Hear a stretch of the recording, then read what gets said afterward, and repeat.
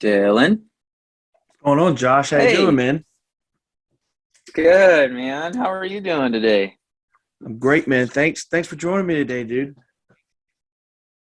Absolutely. Yeah, I'm glad we're able to do this. Yeah, thanks. Sorry for the time mix up there.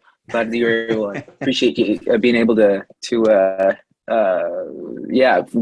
out with me. I don't know why I didn't think or we didn't think about oops, sorry. Don't know why we didn't think about that before.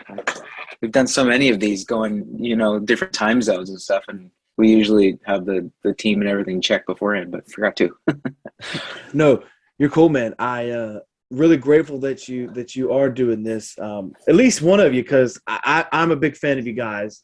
Um, Oh, I told you sweet. Thank you. I told your team this when I was trying to set this up was your song Half Hearted come out. Maybe it come out 2020, but I found it in 2021, and it was part of my top 5 songs of the year last year. And so I was like, I'm going to start reaching out to these people that I can Oh, and put it on there because, man, that song, and I heard it from TikTok. Like that's where I heard it from. And I said, oh, I okay. know these guys. I know these So, guys. These guys are from the America's Got Talent. I said, okay. I said, this is cool. Let's see what they yeah, are. And yeah. I said, and it's the video that went viral of, was it Manny? Where he's on his knees on the stage, just whelping it out. And I was like, Yeah, that was and I such a said, cool video. Jesus. I was like, okay, let's, and like that song's the jam, man, to me. Yeah, that was such a cool performance because I'm pretty sure that was the one on the stage. That was the music video. I think. Well, it's hard to tell when they're all little clips like that on TikTok, but the music video, that one that we did was with some friends from AGT, actually, Duo Transcend, where they're doing the Mhm. acrobatics up above. Did you see that? Did you Did I see see that the video? video or those people that you're talking about? Because I know who you're Yeah, talking about. those people. Oh, Right. you Yeah. do. Okay, you saw the Yeah. Yeah. video that we did with them. Yeah. Nice. Yeah, that was just such an incredible experience to do that with them because it was like you have the art, you have the song, and this emotion that's in it, but you have it being expressed in two different art forms, two different mediums.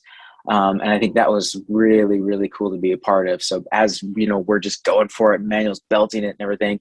They're just like flipping and doing all this stuff, dangerous stuff above us. So Well, that was a pretty cool thing to be a part of. so you're gonna notice, and I've never said this to my audience, but they think I have a resting bitch face, which it's not. It's when you're talking, I pay attention, and so I'm not making many facial expressions, so I just sit there and I'm listening, waiting for the next waiting for what you're going to say, so I can be like, oh, okay, let's see what he's going to say. That's going to lead to the question, and people are just they hound me all the time. You just need to be more present. I'm like, look, I'm pretty sure if I was being a dick or something, these people would tell me right out and put me in my They place. would tell you. Well, I'll tell you if you are.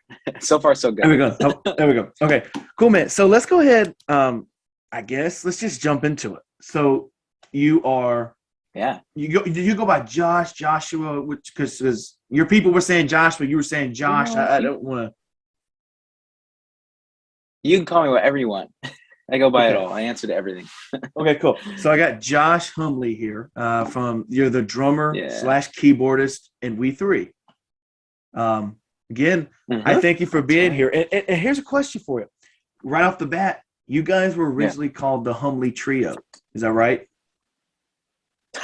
That's right. Oh wow, you haven't heard that in a while. Yeah. So what was the kind of the transition between the Humley Trio to We Three? Because if you think about it, because if you're thinking about it now, We Three is a way cooler name than the Humley Trio. It rolls off the tongue, and you're like, "Oh, We Three, what is this about?" It's true. It's way better. The yeah, just when we started, I mean, we were all living in the same house at that time, and our last name was all Humley, and there were three of us, so it made sense, the Humley Trio. Yeah, and then it was time for a change. I think it was right around our the first like original song that we wrote, um, which was fall. No, not fall for you, but Oh, for the love. Fairy tale. There we go. Whoa, that was kind of weird. But yeah, one of the first like songs that we were really proud of. And I think around that time, it was like, yeah, we need to rebrand. You know, we're kind of moving forward with this music thing, even more so than we were before. You know, this is over 10 years now. I think we're probably getting close to 12, maybe 15. And it was just time for a change, you know? So we were just thinking about different names and, you know, what could be called. And Manuel was actually at a concert with a friend of his, a mentor of his, and they just leaned over and were like, hey, what do you think about We Three? And he was like, he texted us, hey guys, what do you think about this? Well, sounds great. Let's do it. So it's pretty easy, pretty quick, made sense. Rolls off the 10, like you said. So So you guys are from McMinnville, Oregon. Is that, I'm not familiar with Oregon. Is it a small town or big town? So you know where Portland is? Portland, Oregon. Mm-hmm. Mm-hmm. So we're like 40 minutes south of Portland. Got you. Okay. And it is it's like a medium-sized town. I guess it's probably pretty small compared to most, but it's got like a small town feel, which I personally love. You know, you go down, walk. We've got this main street, which has just got tons of great food and drinks and art and stuff. And so it's a really proud, like small business downtown area. Everybody's really great, and yeah, just super supportive of other small businesses in the area, and of just art, really supportive of the arts and stuff. So we live in a pretty great little community. Yeah, it's pretty good. So you guys grew up and you learned to play instruments and sing because you had very musical parents. And what I found interesting was your guys' dad used to play music all the time, but then, you know, music, you don't really make that much money starting out. And so he couldn't support a family just playing music. So he got a job working a 9 to 5 regular day job. And so I wonder, and we'll kind of go back into the childhood. I wonder when you guys are performing and when you decided to take this seriously, do you think your dad is kind of living his career and his dream through you guys? And if so, like how big, like that just has to be like such an amazing opportunity to be able to do, to let him do. Yeah, yeah. I mean, he's always been passionate about music and about performing, and he yeah, he had a friend tell him at one point, yeah, you got to take care of your family, you know, because he had 3 kids at the time, and you know, and mom, and we were homeschooled, and so mom she's actually went to college as a teacher, and so she taught in the I think it was middle school and elementary school. When we were born, she just really wanted to stay home with us, and so dad was the sole, you know, income provider. And so yeah, he had to make more money, and it was I think back at that time, and that's such a selfless thing to do. You know, there's that responsibility for sure. It's kind of like expected in a way, but as well. But it's still, we're very, very grateful to he and mom for the sacrifice, you know, that they've given. They put so much money too into music lessons and all that, and so I think when we decided that we were actually going to go for it, he was definitely very proud. I think for sure a little bit nervous for us as well, but more proud than anything, you know. And he's always been like that. So he's a garbage man actually, and so that's his 9 to 5. And when he's always out like waving down his customers and telling, hey, my kids are doing this, my kids are doing that. So he's a pretty proud dad. So Yeah, and kudos to you guys. I mean, that's just, a lot of people could have said, you know, because there's a lot of people that when they get into either the music industry or just the entertainment industry in general, where they're just like, you know what, my parents didn't do shit for me. It was all, you know, it was all just sure, they had support, but it wasn't that. But I can see, you know, from the, you know, from AGT, just in the videos that I've watched of you guys and the interviews that you guys have done, yeah, just how important that your dad, mom, and everybody in general meant to you. Yeah. Oh yeah. And we have and close relationships with them all to this day. Yeah, it's great. We got a great community around us. And do you think so? Obviously, you three siblings, you guys are close. I mean, you have to be. Do you think it could have worked or would have worked if maybe you guys weren't as close? That's a good question. I think, I mean, it's yeah. I mean, it's hard to speculate. But I know that Dad. So Dad is a very passionate guy, and he is a visionary, and so he has he had this picture of us actually performing together and doing music, and he really encouraged us to do that, and kind of put that bug in our ear. And so I think that we kind of joke around about it, but we didn't really have a choice. It's kind of part of the plan and part of what Mom and Dad wanted us to do. And so I think regardless of whether we got along or we're close or not, we were going to do it. We've had to figure out a way to do it. But being close definitely helps. I think something maybe that's even more important than that would be our respect for each other. Because we're definitely, I mean, we're close, but we're also, since we work together, we see each other a lot. We don't, spend tons and tons of time together outside of that, just because we already see each other a lot. Right. And I think it's important, to, especially during this, when you're writing songs and doing music together and performing together and traveling together, it is important to give each other space. And I think that's one of the most valuable things that we learned and have learned and are still working on. But is to let each of us be ourselves, because we're three very different people, and to let each of us just do what our thing is be ourselves, has been really, really important. Because I think when you, as siblings, you grow up, there's a little bit of a expectation to kind of do everything the same way, or at least there's what's the word? There's there's comparisons, so because I was the oldest, so I did things a certain way. So then, okay, what is the next sibling going to do? How's the next sibling going to do it? So there's those comparisons that happen. And I think once we kind of put all that stuff aside, and just let each other be us, that's when I think things really started taking off, because so Manuel could play to his strengths, Bethany could play to her strengths, I could play to mine. Really was good, instead of us trying to like micromanage and do each other's job and all feel like we needed to do everything. We've kind of, I think that's one of the biggest, most important things, and the reasons that it's worked so well, because we respect each other and kind of let each other do their thing in their own lane. Could you imagine if you're spending 24/7 with these people, even though they're your brother and sister, but you're spending 6 months on tour with them? You have to come home and stay in the same house under the same roof, do the same thing. That would drive anybody crazy. Like, yep. even people that work normal jobs, where they see the same people 5 days a week and they hang out on the weekends.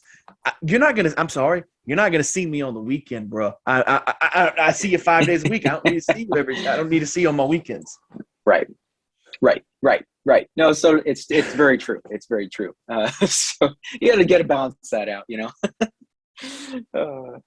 Okay, so you guys. But it's cool. I mean, they're really cool. What's really fun, I will say this last thing, what is really cool is like they're really great. Like, they are some of my best friends, my brother and my sister, and they're really great people. And I think a lot of times that, like, people don't have that luxury where the rest of the bandmates, or maybe they're just jerks, whatever. But I mean, my sibs are awesome, just individuals. They're really great people and fun people to be around. So that helps a lot too. We know we're not in a band with a bunch of jerks. So is it just, when you say we three, is it just you guys on stage, like you're all the instruments or is there like people in the back that you just don't see? Like, how does that work? Nope. It's just the three of us. So we actually tried that early on, and because that's always the trick. Like when you're recording and writing music, how much do you put in there, and can you then produce it live? Can you make it happen live? And so as we just were writing more and more, and as the things started to evolve, I think that the first thing is I could never decide whether I was going to play drums or keys, and then it just kind of evolved into, oh wow, it's really helpful to have both of those sounds. I can add stuff. And so then I just slowly started piecing the drum set and the keyboard together, and Manuel got a looper, and so he could do that. And then I got a sample pad, so we had some samples going on. And then at one point, we just started adding a couple people. They would join us on stage, but it just never felt right, and so we started to add some backing tracks instead, because we wanted to be a little bit more freed up to interact with the crowd. And so that was a great way to be able to do that. Because, when you're playing all this stuff at one time and you're looping things and everything, it takes a lot of brain space, and it can be really difficult then to interact with the audience, because you're just so focused. And so we started playing a backing track, and that has helped us be able to just honestly have so much more fun, but then make the music sound like the record, because that's really important. We do have a live versions of things, but we definitely want to. The live version is a lot more rocky as opposed to pop, because that rock tends to translate a bit better live for us than pop. So there's a bit more of a rock and roll flair when we play live. But we still want to bring as much of the record on the stage with us as we can. So that's kind of the evolution of our sound.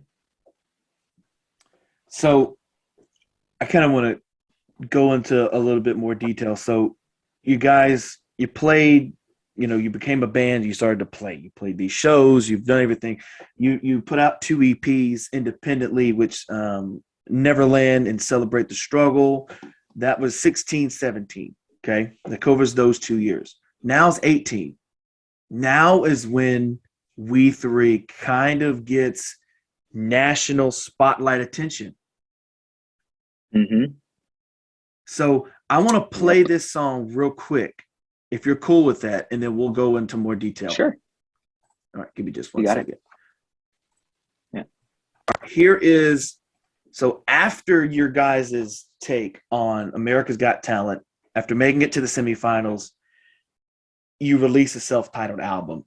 And I do want to go back to the AGT thing. I don't want to talk about strictly that. I do have a question about, song choices, but I want to play this song real quick. And this is Heaven's Not Too Far. But heaven's not too far away. I know someday you'll visit. And I didn't think you'd go this way.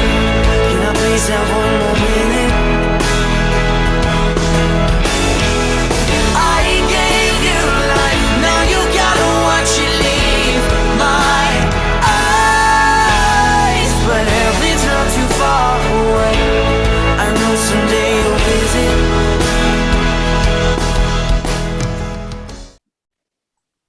Man, that is like one of the only times I could listen to that song and not get emotional. Like, because for me, I've never lost a parent, but my mom means so much to me that it's like, you could imagine the feeling. Like you could imagine the feeling. And I remember watching you guys on America's Got Talent. I still watch every season. For some reason, for me, it's one of the best like reality shows like that, because it's cool. You mix music and you also mix other talents. But I remember when I watched it and I heard the story and heard the song, I remember weeping like I'd never wept in a song before. And I remember going, whoa, I don't know what I don't know what I just heard, but it was like, took me back to when I first heard Continuum from John Mayer for the first time. Like it was Wow. It was just Wow. like because it's weird how music does for you. Like a lot of people are like, this is such an Yeah. emotional song, and Yeah. you listen to it, it's like, it's all right. But then, Yeah. Right.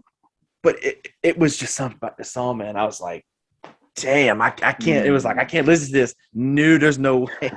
But before we get into the song, I just wanted to give Yeah. people a little taste of what you were. But so you talk about America's Got Talent all the time. I am sure of that because that's kind of where you got your start. I don't want to specifically talk about that. I just want to talk about that you guys performed only original material while performing. Yeah. Now, my question Mhm. about that is that's kind of surprising and it's also kind of ballsy because honestly, no one knows who you guys are. Right. You may have you may have a small fan base, but not a lot of people know who you are. So, were you advised against performing original material? Um, we so when they reached out to us, I think they found a clip online or a picture or something, and so they reached out to us and asked. They knew we were writing original music, and they asked us to send one in, and so we did, and they liked it, and they kind of interviewed and stuff, and that just worked out for us to. We decided to send them "Heaven's Not Too Far," and originally because it was written like a year or so before AGT, and we were not really wanting to share that with anybody, but it just felt like the right time. And so we shared the song, shared the story with them, and they came back to us after hearing the song, and they're like, they said that they wanted us to only do original music. Oh, Um, wow. Okay. and we were shocked. Yeah, we were shocked. And that was honestly, that was kind of the green light for us to do it because we never were interested in doing anything like that. Um, but then when they said that they wanted that and they wanted us, they didn't just want covers. That was really, yeah, it just felt right. It was the right time, the right moment to do it. We didn't know how it was going to go down. We had no idea. We knew it was a good song, and it's obviously it spoke to us personally, but we didn't know how it was going to connect with everybody else. We literally had no idea, And when we got the reaction that we did, we were absolutely floored. And it just kind of confirmed for us to keep doing what we're doing. So going off the AGT thing, told you I wasn't gonna spend too much time there. I don't. I hate people talk about the same thing they always You're talk good. about. I know I hate that, but my question about the song is, so when you who wrote the song to begin with? Before I start my question. Yeah, so Emmanuel wrote this song. He showed us. Well, I'll let you ask your question. I can tell you about it. Okay, so he wrote it alone. Just he wrote it himself, right? Yeah. We had all written versions of our experience, and then he wrote this version of it. And actually, he wrote another song, but then he wrote this one, if I remember right. And this is the one that stuck that he showed us, and we're like, yeah, we need to share this. When you guys first read it, or he played it for you, however you first encountered it, what was the emotion? Like, was it kind of, this kind of stresses me out, or was it just, oh, this is like a weight off my shoulders because it's really helping me heal, grieve? The latter, very much. Yeah. He didn't prep us at all, and I think it was pretty. Yeah, it was finished. The song was finished, so he just wrote it, and I think a couple days before, and then he asked us. We finished a rehearsal, and he brought us in the room. I still remember exactly the room and the feeling and everything. And he just started playing his song, and it was just like, "Whoa, okay, what is this?" And I was not exactly sure what it was about, but then and then just a couple lines into it, I realized what he was saying and the perspective that he was taking, which is from mom as opposed to from us. That's how the previous songs had been written, but he wrote it from her perspective. And immediately it was just incredibly emotional. And yeah, we had to, like, Bethany actually at one point walked out of the room because just because she was just overtaken. And I just remember sitting there kind of like, we were all like quiet, because he expressed in the words what we all felt. And I think that's one of the cool things about being siblings in a band, is that when whoever writes the song, a lot of time, I mean, you have so many more shared experiences. So a lot of times when somebody writes a song, you can relate to it very deeply. And so that was very much the case in this. And yeah, it was incredible how he could put into words what Bethany and I, literally what we had gone through.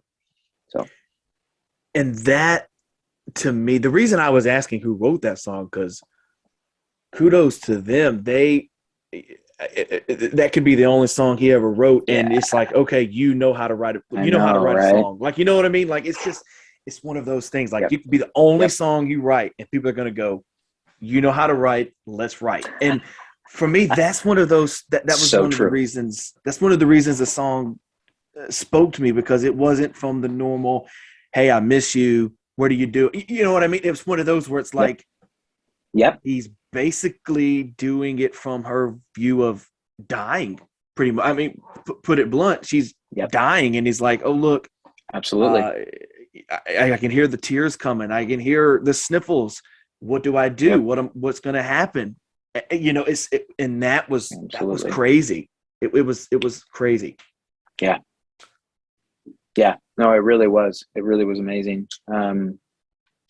Yeah, and that's what he's always about, is like a fresh perspective. And that's what we all three of us try to do as artists. You know, you just want to give a fresh perspective to how you look at the world, and situations and issues and stuff. And so that was accomplished perfectly in that song. So yeah, I'm glad it hit you. Yeah, because I don't think the world felt so much smaller. If it didn't hit anyone, like, if it didn't make them emotional and they grew up with a loving, not just a mother, just a loving parent, if it didn't hit you, man, your heart is black as coal. So yeah. Well, you realize how many people feel the same way, and how many people go through the same stuff. You know, it's crazy. Yeah, I mean, we still get messages. I mean, that was 4 years ago now, and we still are getting messages about that song. People who just hear it for the first time, and have had the same experience. It makes you feel like we're all connected way more, you know. Yeah. Now, I do have another question, kind of about your performance on America's Got Talent, if you're cool with that. And it is when, after you perform the song, you see Mel B kind of walk off. I know you can't say for, you know, Manuel and Bethany, but kind of what was your perspective when you seen that? Were you kind of like, were you scared? Were you like, oh man, we're damn good, because look what happened? Like, what was your reaction when that happened?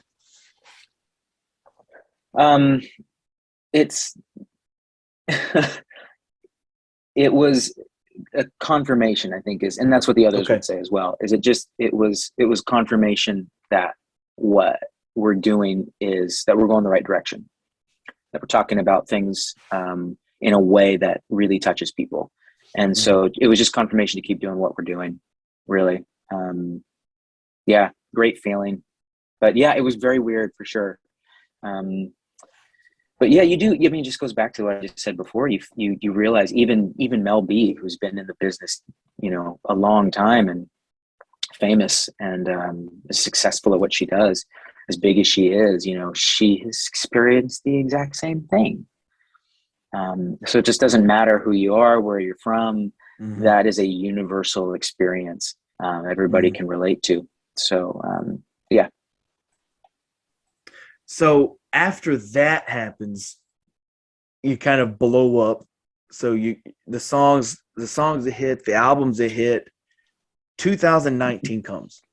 You guys are living off the high of just being featured on one of the biggest shows in the world, you release another EP called We're All Messed Up, but it's all right.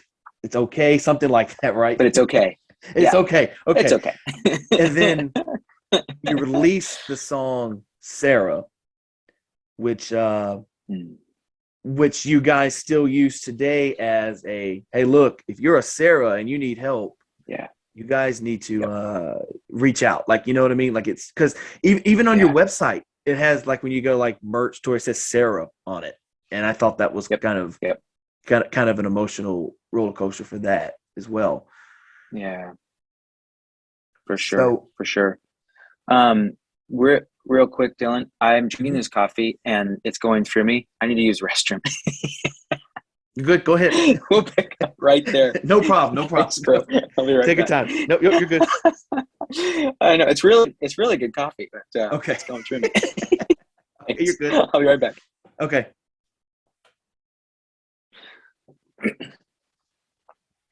Okay, cool. So after Sarah happened, you kind of had a bigger following because that was a streaming hit as well. So fast forward to 2020, you guys put your second album out called Dear Paranoia, Sincerely Me. Then the songs come out, the album's doing good, it's doing great. Then this thing called TikTok happens and it kind of blows this song up right here. The fighting is done and nobody's won. So now we're just laying here with steaming empty guns. And half of my heart has always been yours. So now I'm just laying here in pieces on the floor. Like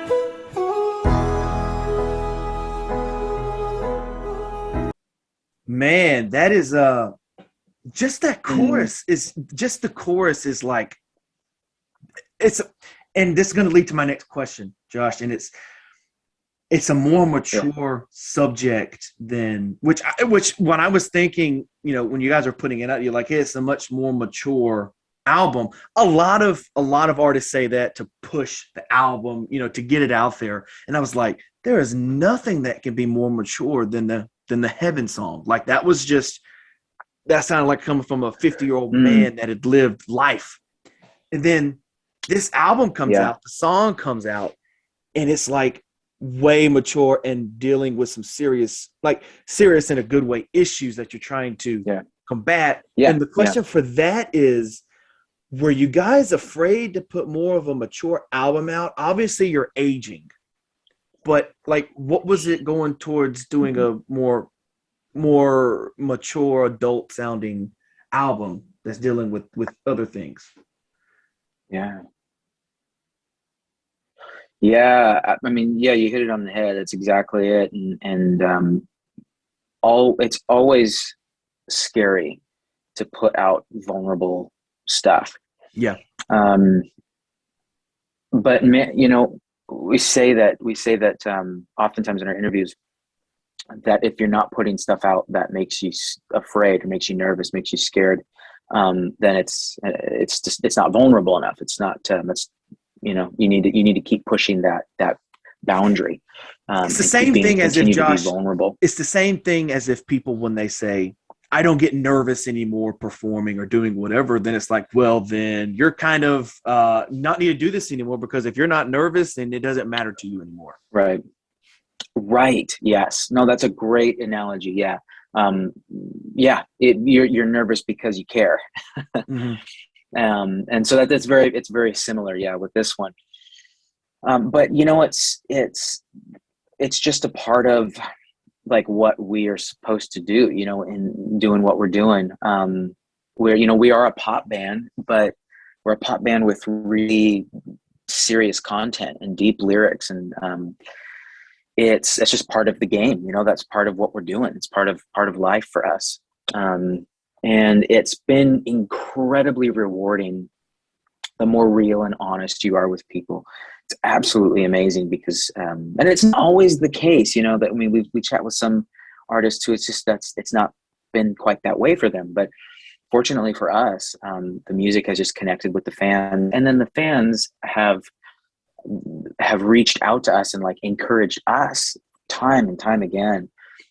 We have one of the most incredible fan bases, like way more incredible than I could have expected before this whole thing kind of started.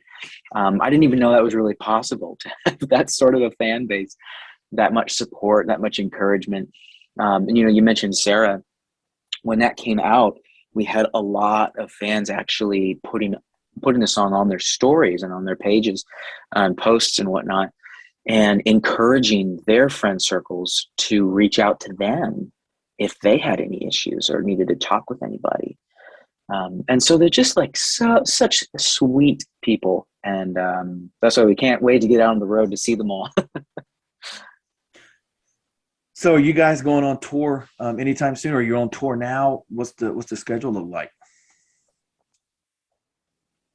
Yeah, so just a couple of weeks ago, we got back from London for their first show and some promo, and we're looking to go back to London later this year, and looking at the UK, and then also hopefully a European tour.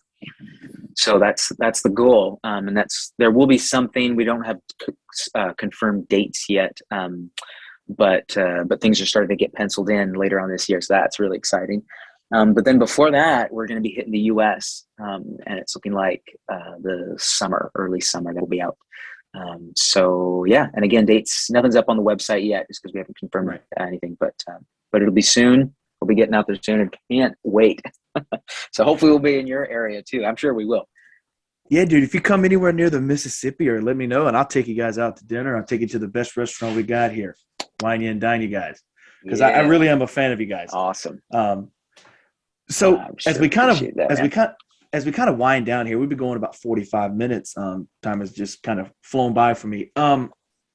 So I kind of want to know for you, have you ever written a song? Like, is it just Manny doing it mainly?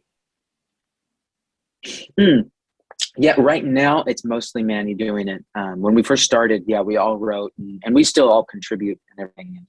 But Manuel's just been writing like a crazy man lately, and he's coming out with some great stuff. So yeah, he does the bulk of the writing for sure. Okay. So now I just kind of want to, Josh, I just kind of want to know the side that not a lot of people's going to know, because you don't get asked these questions in interviews. You get asked same questions. So I want to know, what's the one question you know you're going to get asked about during an interview? That's a good question. Or the one topic you know you're going to be asked about. Yeah. I think that Sarah is one that a lot of people talk about and ask about. Half-Hearted as well. Kind of, you're hitting the songs that really resonate with people. Yeah, I think the one would be just like, how have the fans connected with the music? That's usually one that we get asked a lot, and how does that make you feel and everything. But fortunately, we love talking about it, so don't mind being asked that at all. What's the one topic or the one question that you never get asked, and you're just like, I wish somebody would ask me this right now, because this is what I'm feeling, or this is what I want to talk about. Forget the music, even though it's where I'm at, but I'm actually a normal human as well. Yeah. Yeah, like catching me off guard. That's good. I like it. Keeping me on my toes. I think I would say probably like what's going on. I would say like during the well, I guess people have been asking that as well. Man, I got to come up with a good one for you here. Maybe we don't talk a whole lot about like we don't talk a whole lot about what we do outside of music. That's kind of an interesting thing. It's actually, it's not super interesting, but because we're into lots of movies. We love movies. We love good food. See, here we And we go. love to travel. This is exactly, So Josh, those are some of the things that people don't. Yeah. No, this is exactly cool This is for it. me Okay, good. because I am a ginormous movie nerd. Like, I could show you my shelf of Blu-rays, and it's like 500-600 different Blu-rays. And I do movie reviews on the podcast and all that. So I want to know, what's the last movie that you saw that you like loved and you would recommend to anyone? Oh yeah. Well, the last one that I saw, I think a lot of people have already seen, but that's The Hobbit. Absolutely love that series. Incredible. My wife and I just watched it again just recently, and I'm just blown away. I don't understand how it's still that good. You know, all of the CG transfers so well, and just it's just absolutely amazing. But let's see something a little bit more. I actually don't know, Josh. I've never known. seen Lord of the Rings, never seen The Hobbit, never seen any of. Well, I lie. Dude. I have seen the first Lord of the Rings, and I remember it ended so abruptly, and it was like they were walking up a hill or something, and I was like, I just wasted 3 hours of my life to not have an ending. Like, so it was like, there's no point to go and watch another 4-hour movie to do the same thing. Oh, you got to finish it. Absolutely got to finish it. Honestly, if they would have put it all in one movie, I don't know if I would have watched it, because the book is just absolutely incredible. So, I mean, there's tons of stuff that's not in the movie that's in the book. Like, that's the case for pretty much every book that's converted to a movie. But I don't think there's a book that's more true than The Lord of the Rings. Okay. So you got to watch it. That and The Hobbit. Yeah, you have your homework. That's a long ass homework assignment. You know, got to do it. What else have you seen, man? I love talking movies. What else have you seen? Yes. So I watched recently. Let's see. It was called About Time. It was a movie I watched recently. Have you seen that with Is that the one? Shoot. Yeah, is that the one with Justin Timberlake, and he has like the time on his stamp, but is like a tattoo on his arm of a time? Oh no, I've not seen that. Okay, I've not actually seen that one. That one, they get confused often, but no, it's not that one. It's one. The storyline is this. It sounds kind of funny, but it was so good. It's a guy and this gal, and they're getting married. But then this guy and his family line, they all have, just the guys in the family have the ability to go back and forth in time. And so they go and it's like, it's cool though, because the movie's really artsy, and it's not like about the time travel. It's not like a time travel movie. It's a drama. And so it's about that. Like, if somebody did have that ability, like what would they go back and do? And so there's this scene. I'm trying to. Is this it right here? With Rachel McAdams. Oh yeah. There we go. That's it.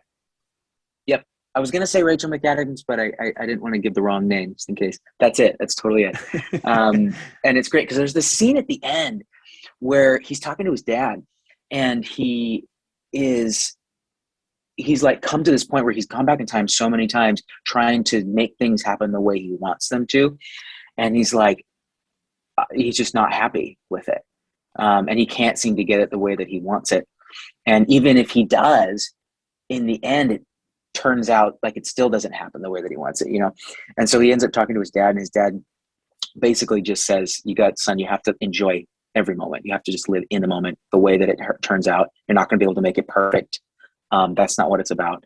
It's about living and enjoying the moment, and finding the good in all those little moments. And so, just really cool. Super cute movie.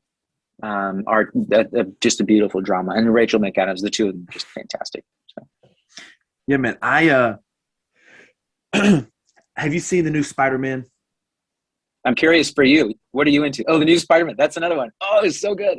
Dude, let me tell you, I get some movies, not bragging, but I get some movies early. And so like I was able to watch Spider-Man, the new one, over the weekend, right?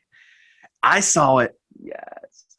3 times in the theaters, I think, because it was just it was because Spider-Man is my all-time favorite superhero. Yeah. And Same. when I got the new Spider-Man, I instantly Apple TV'd or tethered it to the TV, and I was watching it. I have watched it, Josh, literally 5 times in the past 3 or 4 days. I mean, to me, it is what you call a perfect movie. I loved it so much. So good. It's so good. I love how they bring back Tobey Maguire and you know that the OG, and they just do it in such a cool way. And there's the comedy in there. There's all the funny twists and stuff, and then there's the redemption for Andrew Garfield when he catches Mary Jane. Oh man, that kind of made me emotional. Dude, I love watching these theater reactions of these people just screaming, right? So I live in Mississippi where nobody does that unless it's a Marvel movie. Like if like we would go on like Friday, me and my brother, we see every Marvel movie the day it releases. So when we went and seen Endgame, that was crazy. People were screaming, they were yelling. And then Spider-Man, I'm not gonna lie to you, I think Spider-Man, the reaction was even crazier than the Endgame reaction.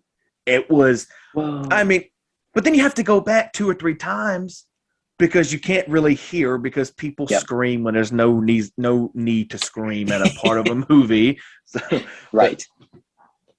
I just thought Spider-Man was a great. The new one was just great.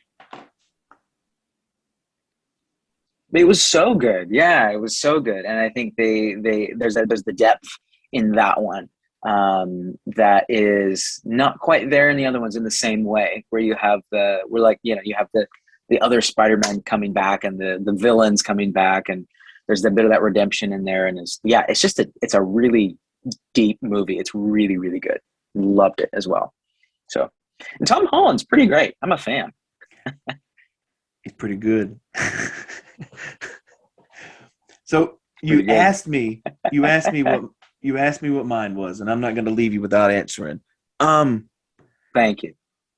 I watch a lot of movies just because I review them on the podcast. The most recent though I watched yesterday, and I'm a big Foo Fighters fan. I watched Studio 666, their horror movie. Oh, I haven't seen that yet. Dude, I'm so excited to. Did you? If you want it, I got it. I can email it over to you. You just give me a good email and I send it over to you. Dude, it is.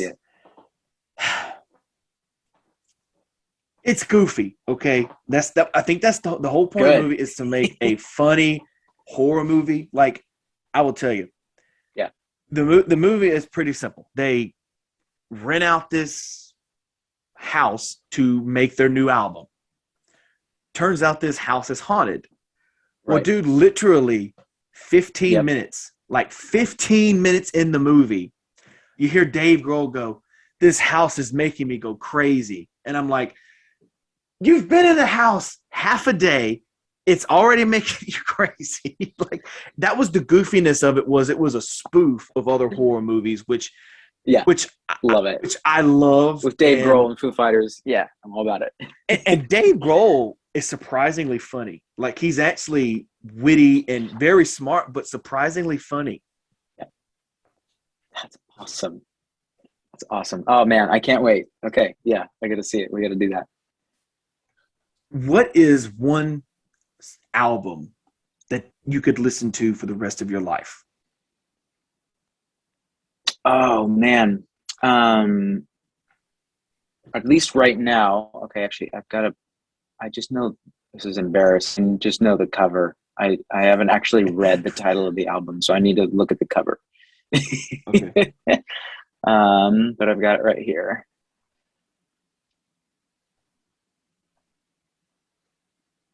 This is gonna surprise you. Okay. And there we go. Okay, yeah, this is gonna surprise you. Gregory Alan Isakov, you familiar with him? I don't think so. Okay, so he's like a folk singer-songwriter. He's like a modern-day troubadour. Love his stuff. Great storyteller. The Weathermen, that I think is an album right now that I could listen to for a long time and not get bored. I just love I love folk music. It's just so simple, but so deep at the same time. Yeah, I'm a big fan. So yeah, there's some more homework for you. Gregory Okay. Alan Isakov. I'm gonna be on your homework assignments for a week. Yeah, man. So Well, I get a little bit from you too, so I got some Dave Okay. Grohl to go watch. last couple of questions here as we wind down. We've been here almost an hour, and I've only got you for an hour, Josh. Last question would be,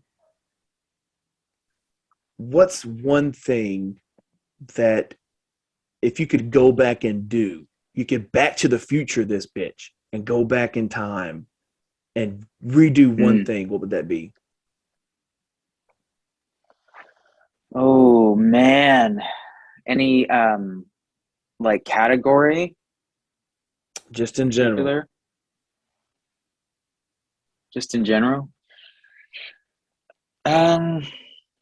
If I could go back and redo one thing, I think it would probably be I think I would have just written more music when I was younger. I still do a little bit. I'm a little bit of a perfectionist, but I wouldn't want to finish something I wouldn't want to finish. There's a lot of music that I didn't finish, and because of that, I just didn't songs that I just didn't write. I didn't want to write more because I didn't like what I was getting, what was coming out, and so that kind of discouraged me from writing more. Because I think I had like this idea in my head of what I wanted it to sound like, and what I was producing wasn't that. And so it kind of discouraged me from writing more. And if I were to go back and do it again, I would just like not even care. And I would just write and write and write. So I think I missed out on some time there that I wish that I would not have. So it'd be nice to have that extra time back to just write without any inner critic, or at least without the inner critic being as mean. Well, look, Josh, I've had you for an hour. I really do appreciate it. But now the floor is yours. Take as much time as you want to. Do anything. Throw out your Instagram. Throw out any new projects, anything like that you got coming out, and much time as you need. No, thanks, man. Well, I sure appreciate you having me on. This is a blast, and the others say hi. And I think, man, the only thing we've covered so much, but the only other thing I can think of is we've got a new single coming out on April 1st, Full-Time Job. We've been teasing that one. And then, we talked about some touring. And then we also have a new album coming out very soon.